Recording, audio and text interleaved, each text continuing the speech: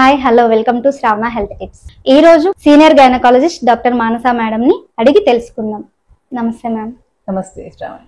Pregnancy ఏ నెలలో checkups చేయించుకోవాలి madam? ప్రెగ్నెన్సీలో చెకప్స్ అనేవి చాలా ఇంపార్టెంట్. ఎందుకంటే ఒక్కొక్క టైం చెకప్లో ఒక్కొక్క ఫ్యాక్టర్స్ని మనం స్క్రీనింగ్ చేసుకొని చూసుకుంటాము. ఫస్ట్ 7 నెలలు వచ్చే వరకు నెలకి ఒక్కసారి చెకప్ చేసుకుంటాము. తర్వాత 9 నెలలు వచ్చే వరకు 15 రోజులకు ఒకసారి చెకప్ చేస్తాము.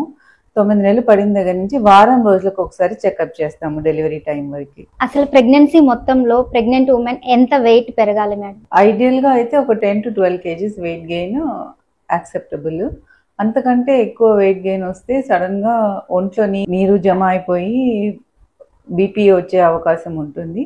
అంతకంటే తక్కువ వెయిట్ గెయిన్ ఉంటే అండర్ నరిష్గా ఉండే అవకాశం ఉంటుంది.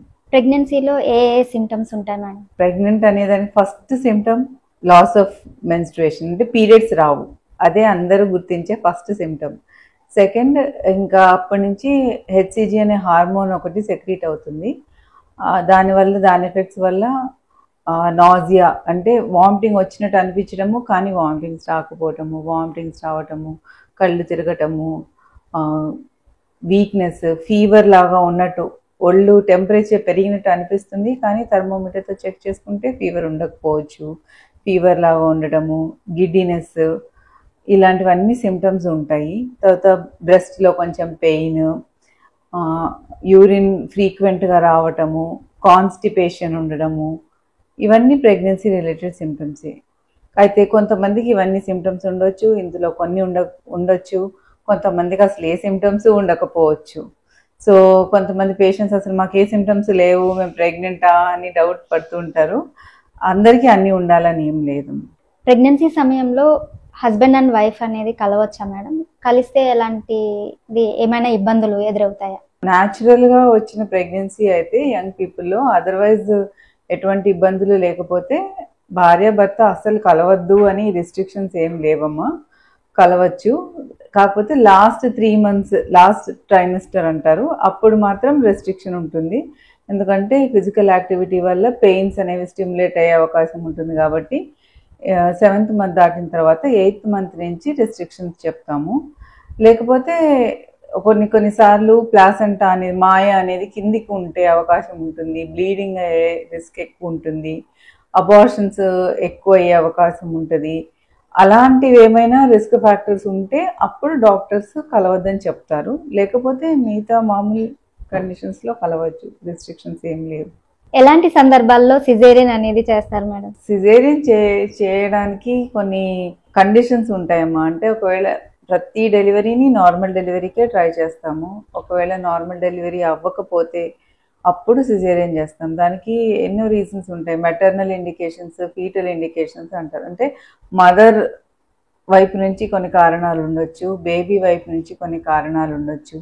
మెయిన్గా మదర్ పెల్విస్ షేప్ ఏదైతే ఉంటుందో అది షేప్ నుంచి బేబీ రావడానికే సరే స్పేస్ సరిపోకపోతే, బేబీ తల పెద్దగా ఉండి మదర్ నుంచి బయటికి రాకపోతే, ఇరుక్కుంటే, లేబర్ ప్రోగ్రెస్ అవ్వకపోతే, అలాంటప్పుడు, లేదా మదర్కి సివియర్ హైపర్ టెన్షన్, వేరే ఇతరత్ర షుగర్ కానీ బీపీ కానీ అలాంటివి బాగా ఎక్కువ ఉండి వాటి వల్ల ఏమన్నా ఇబ్బంది అవుతుంది అనిపిస్తే అలాంటప్పుడు, లేదు బేబీ ఫీటల్ కండిషన్స్ అంటారు, అంటే బేబీ వైపు నుంచి బేబీ మోషన్ పాస్ చేసిన, లేకపోతే బేబీ కార్డ్ కిందికి బయటకు వచ్చేసిన, బేబీ హార్ట్ బీట్ డ్రాప్ అవుతున్నా లేబర్ టైంలో, స్ట్రెస్ ఉన్నా, అలాంటప్పుడు సిజేరియన్కి డెసిషన్స్ తీసుకుంటాం.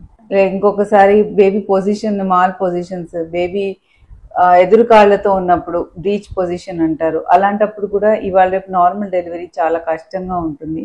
దట్టు ఫస్ట్ ప్రెగ్నెన్సీలో బేబీ ఎదురు కాళ్ళతో ఉన్నప్పుడు కాళ్ళు బయటకు వచ్చేసి తల ఇరుక్కుపోయే అవకాశం ఉంటుంది. అలాంటప్పుడు కూడా సిజేరియన్ డెలివరీస్ చేస్తాం. ఆల్రెడీ ఒకసారి సిజేరియన్ అయ్యి ఎక్కువ గ్యాప్ లేదనుకో, ఫస్ట్ ప్రెగ్నెన్సీకి సెకండ్ ప్రెగ్నెన్సీకి, అప్పుడు కూడా సిజేరియన్ అయ్యేదానికి ఎక్కువ అవకాశాలు ఉంటాయి. మొదటిసారి నార్మల్ డెలివరీ అయ్యి తర్వాత కూడా నార్మల్ అవ్వడానికి ఛాన్సెస్ ఎంతవరకు ఉండొచ్చు మేడం? ఫస్ట్ డెలివరీలో నార్మల్ అయితే సెకండ్ టైం నార్మల్ డెలివరీ అవ్వడానికి ఎక్కువ 2/3 అవకాశాలు దానికే ఉంటాయమ్మా. కాకపోతే మనం చెప్పడం కష్టము. ప్రతి ప్రెగ్నెన్సీ డిఫరెంట్ ఉంటుంది, ప్రతి లేబర్ డిఫరెంట్ ఉంటుంది.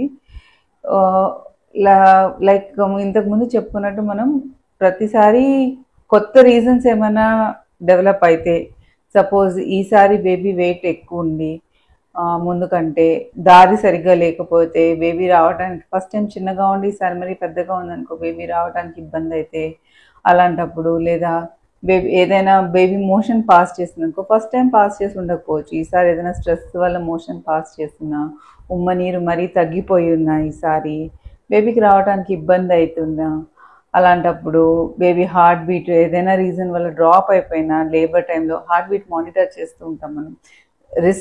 రిస్క్ కదా, normal delivery heart beat drop అవుతున్నప్పుడు మనం సిజేరియన్కి డెసిషన్ తీసుకుంటాం బేబీకి ఎక్కువ స్ట్రెస్ అవ్వద్దని. ఫస్ట్ టైం బేబీ తల కింద ఉండొచ్చు, సెకండ్ టైం ఎదురు కాళ్ళతో ఉండొచ్చు, చెప్పలేము. అలాంటప్పుడు ఇలాంటి కొన్ని ఎక్స్ప్లెయిన్ చేయలేని రిస్క్ ఫ్యాక్టర్స్ ఉన్నప్పుడు, ఫస్ట్ టైం అవి లేకుండా సెకండ్ టైం ఉన్నప్పుడు, అలాంటప్పుడు బేబీ మదరు ఇద్దరు వెల్ బీయింగ్ని దృష్టిలో పెట్టుకొని సిజేరియనే బెటర్ అని డిసైడ్ అవ్వచ్చు డాక్టర్స్. మేడం, ప్రెగ్నెన్సీ సమయంలో ప్రయాణాలు అనేవి చేయొచ్చా?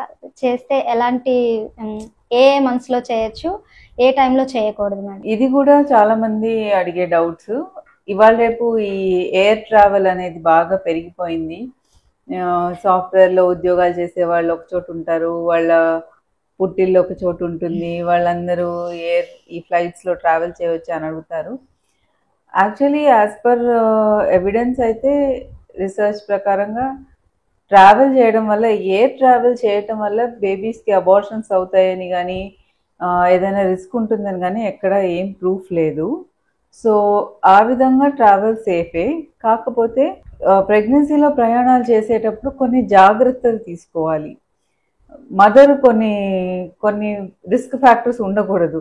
అంటే ప్రీవియస్గా మదర్కి ప్రీటర్మ్ డెలివరీస్ అయ్యి ఉండడము, ప్రీవియస్గా వాటర్ తొందరగా బ్రేక్ అవ్వటము, ఇలాంటి రిస్క్ ఫ్యాక్టర్స్ ఉండద్దు. హైపర్ టెన్షన్ ఇలాంటివన్నీ ఉండకూడదు.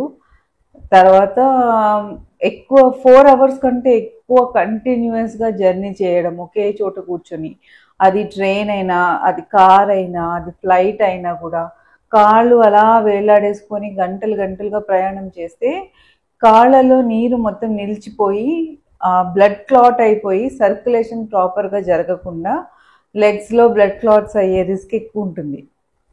సో అందుకని మేము పేషెంట్స్కి ఏం చెప్తామంటే, ఏ విధంగా వెళ్ళినా కూడా, ఏ మోడ్లో ట్రావెల్ చేసినా కూడా ఎవ్రీ 1-2 hours ఒకసారి లేచి అటు ఇటు తిరుగుతూ ఉండాలి, ఎక్కువ మొబైల్గా ఉండాలి, బాగా వాటర్ తీసుకోవాలి, బాగా ఫ్లూయిడ్స్ తీసుకోవాలి, అండ్ లూజ్ గార్మెంట్స్ వేసుకోవాలి, టైట్ క్లోదింగ్ వేసుకోవడము అలా చేయకూడదు. అండ్ ఎయిర్ ట్రావెల్ చేస్తే 32 weeks కంటే ఎక్కువ తర్వాత మాత్రం ట్రావెల్ చేయొద్దు.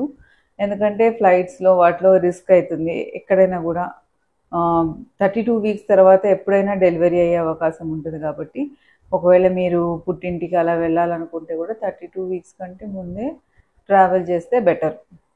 అండ్ ఇంకొకటి, ఈ ట్రావెల్ చేసేటప్పుడు మోషన్ సిక్నెస్, ఈ వామిటింగ్స్ ఉన్న వాళ్ళకి కుదుపుల వల్ల కానీ దానివల్ల కానీ కొంచెం ఎక్కువ వామిటింగ్స్ అయ్యే అవకాశం ఉండొచ్చు. సో అలాంటి ఎమర్జెన్సీ టాబ్లెట్స్, డ్రగ్స్ దగ్గర పెట్టుకొని అవి వేసుకుంటే బెటర్. మేడం, ప్రెగ్నెన్సీ టైంలో మొబైల్స్ ఎక్కువగా చూడడం అనేది ఏదైనా ఎఫెక్ట్ పడుతుందా ప్రెగ్నెన్సీ పైన? ఇంకా దాని గురించి మన దగ్గర ఎవిడెన్స్ బేస్డ్ రీసెర్చ్ అలాంటివి ఏమి రాలేదు. But still we would advise ఎప్పుడు కానీ ఈ స్క్రీన్ టైం కట్ చేయడం అనేది బెటరు. ఎందుకంటే రేడియేషన్ ఎక్స్పోజర్ అనేది ఎక్కువ ఉంటుంది. ఎప్పుడు కానీ గంటలు ఫోన్ చూస్తూ ఉండడం వల్ల మనం హెడ్ కానీ మన హ్యాండ్స్ కానీ ఒక సర్టన్ పోస్చర్లో పెడతాం కాబట్టి అది ఎంతైనా back pain, hands pain, and then బేబీకి కూడా అది అంత మంచిది కాదు. సెల్ ఫోన్స్, ల్యాప్టాప్స్ ఏవైనా కూడా స్క్రీన్ టైం తగ్గిస్తే బెటర్. థ్యాంక్ యూ మేడం, ఈరోజు చాలా విలువైన సమాచారాన్ని మాకు అందించినందుకు, మీ విలువైన సమయాన్ని మా కోసం కేటాయించినందుకు థ్యాంక్ యూ శ్రావణి. ఈరోజు డాక్టర్ మానస మేడంని అడిగి చాలా విషయాలు తెలుసుకున్నాం కదా. చూస్తూనే ఉండండి శ్రావణ హెల్త్ టిప్స్. మీకు ఏదైనా డౌట్స్ ఉంటే కామెంట్ రూపంలో తెలియజేయండి. Please like, share and subscribe Shravana health tips.